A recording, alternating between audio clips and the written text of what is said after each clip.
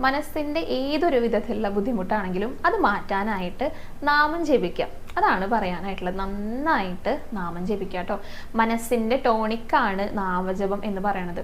നാമജപത്തിലൂടെയാണ് ഭഗവാനിലേക്ക് കൂടുതൽ കൂടുതൽ അടുക്കാനായിട്ട് സാധിക്കുക.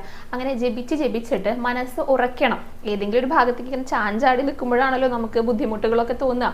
ഓരോരോ ചിന്തകള്, മോശം ചിന്തകള് ഒക്കെ വരിക. അപ്പൊ അതൊക്കെ മാറണമെങ്കിൽ മനസ്സ് എവിടെയെങ്കിലും ഉറച്ചു നിൽക്കണം. അത് ഭഗവാനിൽ ഉറപ്പിക്കുക.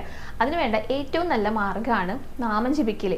പിന്നെ ഭാഗവതം കേൾക്കുക, ഭഗവാനെ കുറിച്ചുള്ള കഥകൾ കേൾക്കുക, ഭഗവാനെ കുറിച്ച് സംസാരിക്കുക. അങ്ങനെ ഭഗവാനെ മാത്രം ചിന്തയിൽ കൊണ്ടുവന്നു കഴിഞ്ഞാൽ തന്നെ മനസ്സിന്റെ എല്ലാവിധ ബുദ്ധിമുട്ടുകളും മാറും.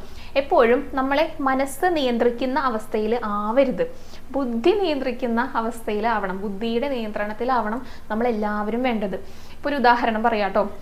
നമുക്ക് നിർമ്മാല്യം തൊഴണം നല്ല ആഗ്രഹം ഉണ്ടെന്ന് വിചാരിക്കുക. അപ്പൊ നിർമ്മാല്യം തൊഴണം നമ്മൾ വിചാരിച്ചു, ഭഗവാനും വിചാരിച്ചു, ശരി നിർമ്മാല്യം തൊഴാൻ വന്നു.